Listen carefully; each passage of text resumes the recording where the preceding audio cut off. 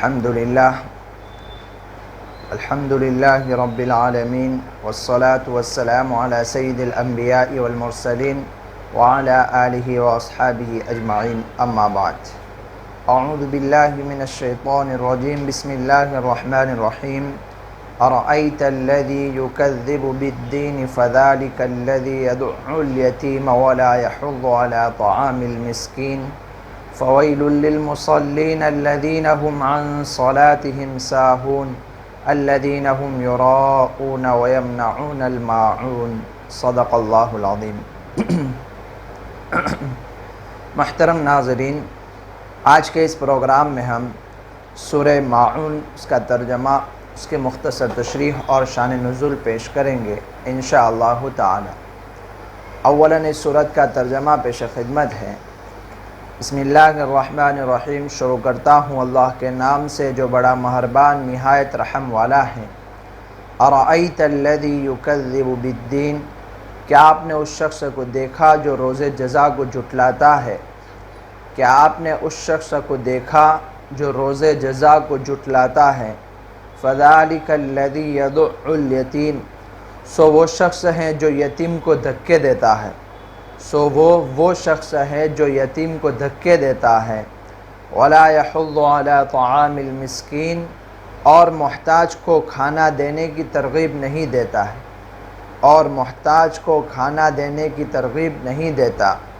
Foil للمصلین الذین هم عن صلاتهم ساہون، ایسے نمازیوں کے لیے بڑی خرابی ہے جو اپنی نماز کو بھلا بیٹھتے ہیں، ایسے نمازیوں کے لیے بڑی خرابی ہے جو اپنی نماز کو بھلا بیٹھتے ہیں۔ الذین هم یراؤون، جو ایسے ہیں کہ ریاکاری کرتے ہیں، وَيَمْنَعُونَ الْمَاعُونَ، اور زکوٰۃ بالکل نہیں دیتے۔ یہ ہوا اس سورت کا ترجمہ۔ اس سورت کا نام سورہ ماعون ہے، چونکہ اسی سورت کے آخری آیت کے اندر لفظ ماعون آیا ہے، اسی سے سورت کا علامتی نام سورہ ماعون قرار پایا۔ اسے سورہ ارأیت الذی سے بھی یاد کرتے ہیں۔ اس سورت کا شان نزول کیا ہے؟ اس سورت کے سبب نزول کے سلسلے میں حضرت شاہ عبدالعزیز صاحب محدث و مفسر دہلوی رحمۃ اللہ علیہ نے اپنی تفسیر فتح العزیز میں لکھا ہے اس سورت کے شان نزول کے بارے میں کہ مکہ کے اندر جب بھی کوئی آدمی بیمار ہوتا تو ابو جہل ملعون اس آدمی کے پاس جا کر بیٹھتا اور اسے کہتا کہ تم اپنا جو مال ہے وہ میرے حوالے کر دو کہ تمہارے جانے کے بعد میں تمہارے یتیم بال بچوں کی فکر کروں گا اور ان کی دیکھ ریکھ رکھوں گا اور ان کو میں سنبھالوں گا، اور تمہارے ورثاء جو ہیں وہ اس قدر تمہارے یتیموں کی اور تمہارے یتیم بیٹوں کی اور بیٹیوں کی، تمہارے یتیم بچوں کی وہ اس طرح رعایت نہیں کریں گے، ان کی سنبھال اس طرح نہیں کریں گے جس طرح میں کروں گا، یوں کہتا تھا۔ اور جب پھر وہ مال و دولت اس کے قبضے میں آ جاتا تو پھر وہ اس یتیم کو دھتکار دیتا اور اس کا مال و دولت قبضہ کر کے اسے روانہ کر دیتا اور اس کے ساتھ غداری کا معاملہ کرتا، بے وفائی کا سلوک کرتا، دھوکہ دہی کا معاملہ کرتا۔ اب وہ یتیم بیچارہ گلیوں میں مارا پھرتا، در بدر گلیوں میں مارا پھرتا اور اس کا کوئی پرسان حال نہ ہوتا۔ اسی طرح ایک مرتبہ ایک ننگا سر یتیم اسی ابو جہل ملعون کی فریاد لے کر نبی اکرم صلی اللہ علیہ وسلم کی خدمت میں حاضر ہوا، تو نبی اکرم صلی اللہ علیہ وسلم نے اس یتیم کی رعایت میں آپ ابو جہل کے پاس گئے اور اس کو قیامت کی سزاؤں سے ڈرایا اور اس کو آگاہ کیا کہ اس طرح یتیم کے مال کے ساتھ ایسا سلوک کرنے میں اس طرح کا نقصان ہے۔ تو وہ نبی اکرم صلی اللہ علیہ وسلم کی بات ماننے کے بجائے، حشر اور جزا و سزا پر ایمان لانے کے بجائے الٹا انکار کرنے لگا قیامت کا اور میدان محشر کا اور جزا و سزا کا انکار کرنے لگا۔ تو نبی اکرم صلی اللہ علیہ وسلم رنجیدہ ہو کر اپنے دولت خانے تشریف لے آئیں اور آپ صلی اللہ علیہ وسلم پر یہ صورت نازل ہوتی ہے۔ کچھ مفسرین نے اس صورت کے شان نزول میں کچھ مشرکین کے نام بھی گنائے ہیں کہ کچھ مشرکین کے متعلق یہ صورت اتری ہے۔ خیر، شان نزول اس کا جو بھی ہو، خاص ہو، لیکن اس کا مضمون یہی ہے کہ جو کوئی آدمی یتیم کو کھانا قیامت کی تکذیب کرتا ہو اور پھر یتیم کے مال کے ساتھ اس طرح کا سلوک کرتا ہو اور یتیم کو دھتکار دیتا ہو اور اس کو دوسرے کھلانے پر خود بھی نہ کھلاتا ہو اور دوسرے کو کھلانے پر ابھارتا بھی نہ ہو، ترغیب بھی نہ دیتا ہو، تو ایسے کے متعلق یہ صورت اتری ہے پوری۔ اب آگے اس صورت کے اندر چونکہ اجمالی طور پر دو گروہ کا تذکرہ ہے اس صورت میں۔ پہلا گروہ وہ کافر جو قیامت کا انکار کرتا ہو، محشر کا انکار کرتا ہو، جزا و سزا کا انکار کرتا ہو، اور پھر اس انکار کی صورت میں وہ یتیم کو دھکے دیتا ہو، یتیم کے مال کے ساتھ وہ خیانت کا سلوک کرتا ہو اور یتیم کا مال کھا لیتا ہو اور دوسروں خود بھی نہ کھلاتا ہو، دوسروں کو کھلانے پر ترغیب بھی نہ دیتا ہو، تو ایسے کے بارے میں پہلی 3 آیات ہے کہ ان لوگوں کا معاملہ نہ اللہ کے ساتھ صحیح ہے اور نہ بندوں کے ساتھ صحیح ہے، گویا کہ انہوں نے حقوق اللہ کی بھی تلف کیا اور حقوق العباد کو بھی تلف کیا۔ اور دوسرا گروہ جو اس صورت میں بیان کیا وہ منافقین کی 3 بری عادتیں، 3 غلط خصلتیں ان کی ذکر کی ہے۔ نمبر 1 یہ کہ منافقین وہ ہیں جو نماز سے غفلت برتتے ہیں، نماز کو وقت پر نہیں پڑھتے یا ادا ہی نہیں کرتے، بالکل نماز کو قضا کر دیتے ہیں، یا پھر پڑھتے ہیں تو وقت کا خیال نہیں رکھتے، خشوع و خضوع کے ساتھ نہیں پڑھتے۔ اسی طرح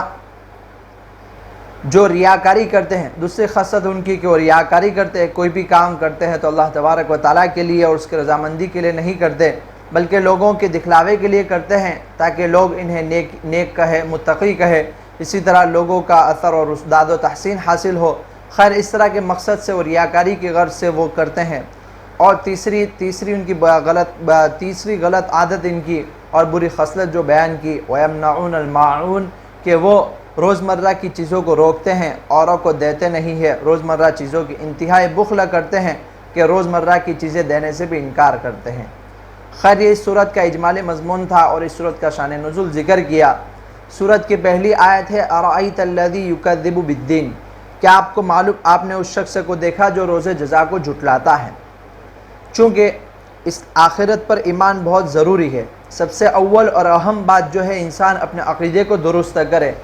انسان اپنے عقیدے کو درست کر لے کہ دنیا کے اندر جو کچھ بھی کرتا ہے انسان، یعنی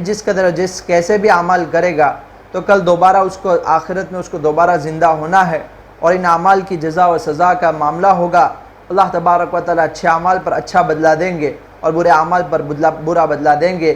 اس یقین کو انسان درست کر لے۔ اگر آخرت کا یقین انسان کے دل میں صحیح ہو گیا تو پھر اصل یہی یقین ہے، اصل الاصول یہی یقین ہے کہ اگر انسان کے دل میں اللہ تبارک و تعالیٰ کے سامنے دوبارہ زندہ ہو کے دوبارہ پیش ہونا ہے، زندہ ہو کے اللہ تعالیٰ کے سامنے پیش ہونا ہے، اور جتنے بھی اعمال کیے، جو کچھ بھی دنیا میں کیا، ان سب کا حساب کتاب ہونا ہے، اگر یہ یقین انسان کے دل میں بیدار ہو گیا تو پھر سارے مسئلے آسان ہو جائیں گے اور انسان کے اعمال بھی درست ہو جائیں گے اور انسان کی زندگی بھی صحیح ہو جائے گی اور کامیاب زندگی انسان بسر کرنے لگے گا۔ اب چونکہ پہلی آیت ہے کہ آپ نے دیکھا اس شخص کو جو قیامت کو جھٹلاتا ہے، جزا کو جھٹلاتا ہے، جزا و سزا کے دن کو جھٹلاتا ہے۔ اب جب اس کو آخرت پر ایمان ہی نہیں، یقین ہے، آخرت کے اوپر یقین ہی نہیں، تو پھر اس سے اور نیکیوں کے صدور کا تو امکان ہی کیسے؟ پھر وہ اسی طرح کی غلط عادتیں اپنائے گا اور اسی طرح کے غلط کام کرے گا۔ چنانچہ اس آخرت پر یقین نہ ہونے کے نتیجے میں اس سے جو آخرت کا جو انکار کیا، اس انکار کے نتیجے میں جو گناہ اور زیادتی کرے گا، سب سے پہلے وہی فَذَلِكَ الَّذِي يَدُعُّ الْيَتِيمَ، کہ وہ آخرت کو جھٹلاتا ہے، اسی وجہ سے وہ شخص یتیم کو دھکے مارتا ہے، اور جب یتیم کو دھکے مارتا ہے اور مسکین کو کھانا کھلانے پر ابھارتا نہیں۔ چونکہ اس صورت میں اللہ تبارک و تعالیٰ نے حقوق العباد اور حقوق اللہ دونوں کی پاسداری کی تعلیم دی ہے، اور یہاں پر جب بندہ آخرت پر یقین نہیں رکھے گا تو اس کے نتیجے میں وہ اللہ تبارک و تعالیٰ یتیم کو جھٹلائے، یتیم کو دھکے مارے گا، یتیم کا خیال نہیں رکھے گا، یتیم کے ساتھ وہ دھوکہ دہی کے معاملہ کرے گا، اور مسکین اور محتاج اور لاچار اور بےکس جو بے سہارا جو افراد ہے، ان کو کھلانے پر وہ اوروں کو ابھارے گا نہیں، خود بھی نہیں کھلائے گا اور دوسروں کو بھی ان کے کھلانے کی توجہ نہیں دلائے گا، دوسروں کو ترغیب بھی نہیں دے گا۔ تو اسی کو ان دوسری آیت میں اللہ تعالیٰ نے فرمایا، حالانکہ یتیم کے ساتھ اور اس طرح مسکین اور محتاجوں کے ساتھ شفقت کا اور رحم کا معاملہ کرنا، اس کے اوپر تمام مذاہب اور ملت والے متفق ہیں، کسی بھی جماعت کے اندر اس کی دو رائے نہیں ہے، سب یہی کہتے ہیں کہ یتیم کے ساتھ اسی طرح مسکین اور بیچارہ اور محتاج کے ساتھ آدمی کو رحم کا اور شفقت کا معاملہ کرنا چاہیے۔ لیکن یہ ایسے جو ظاہری امور ہے اس کو نہیں بجا لاتا تو اس سے دیگر دین کے دوسرے امور کی تو پھر کیا اس سے تمنا کی جائے۔ چنانچہ جب یہ حقوق العباد کے اس طرح کے معاملے میں وہ حقوق العباد کو تلف کرتا ہے اور یتیم کے ساتھ یہ سلوک کرتا ہے تو پھر وہ معاملات اور وہ چیزیں جن کا تعلق اللہ تعالیٰ سے ہے یعنی عبادات اور دیگر دوسری چیزیں تو اس کو کیسے بجا لائے گا۔ چنانچہ آگے اسی کے بارے میں ارشاد ہے کہ وَلَا فَوَيْلٌ لِّلْمُصَلِّينَ الَّذِينَ هُمْ عَنْ صَلَاتِهِمْ سَاهُونَ کہ ہلاکت ہے ایسے نماز پڑھنے والوں کے لیے جو نماز سے غفلت برتتے ہیں۔ نماز سے غفلت برتتے یعنی نماز کو وقت پر نہیں پڑھتے، نماز کو خشوع و خضوع کے ساتھ نہیں پڑھتے، اسی طرح بعض لوگ نماز کو ادا ہی نہیں کرتے۔ تو جب یہ حقوق العباد میں اس طرح کرتا ہے، حقوق العباد میں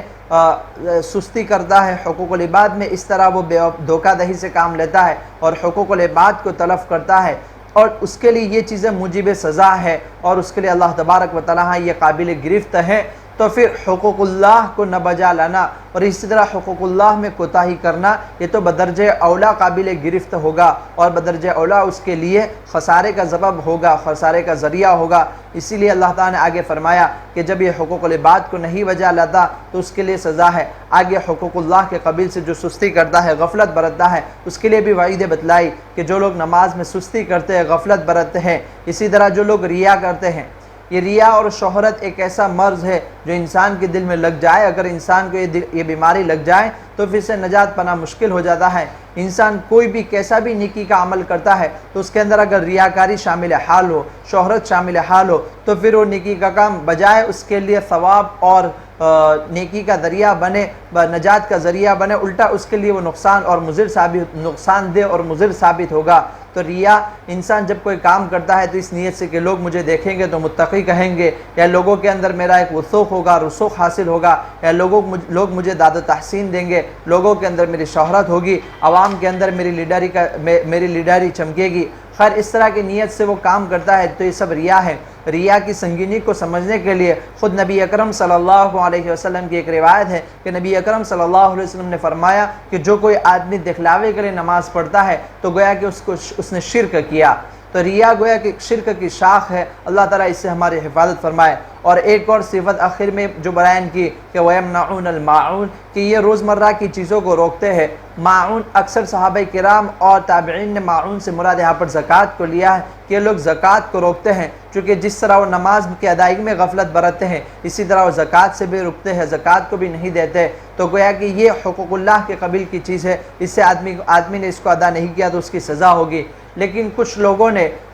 معون سے مراد یہاں پر روزمرہ کی چیزیں، جیسا کہ آدمی اپنے روزمرہ کے برتن ہے، نمک ہے، دھاگا ہے، سوئی ہے، اسی طرح آگ ہے، اسی طرح کلہاڑی فاوڑا، یہ چیزیں جو روزمرہ کی چیزیں ہیں ان کو دینے سے بھی انکار کرتے ہیں۔ گویا کہ ان کے بخل کی انتہا کو بتلانا ہے کہ آدمی یہ روزمرہ کی چیزیں جس کے مانگنے پر کوئی کسی کو انکار نہیں کرتا، اس کو دینے سے بھی یہ انکار کرتے ہیں، یہ چیزیں بھی اپنی چیزیں اپنے سے دور نہیں کر سکتے، تو ان کے بخل کی انتہا ہو گئی۔ خیر ان ایسے لوگوں کے لیے بھی اللہ تعالیٰ نے وعید بتلائی ہے۔ یہ صورت تھی کہ جس میں اجمالاً دو گروہ کا تذکرہ تھا۔ سب سے پہلے وہ کافر جو آخرت کے منکر ہو تو ان کے بارے میں اللہ تعالیٰ نے بتلایا کہ یہ لوگ ہیں کہ ان کا اللہ کے ساتھ بھی معاملہ صحیح نہیں اور بندوں کے ساتھ بھی، کہ اللہ کے جو آخرت ہوگی اس کا انکار کرتے ہیں، جزا و سزا کے دن کا انکار کرتے ہیں، اور پھر یتیم کو دھکے مارتے ہیں اور پھر دوسروں کو محتاج اور مسکین کو کھانا کھلانے پر ابھارتے نہیں، ان کا بیان تھا۔ اور آخر کے آیات میں اللہ تعالیٰ نے منافقین کی جو 3 بری خصلتیں تھیں اس کا ذکر کیا تھا۔ اللہ تعالیٰ ہمارے اعمال اور ہمارے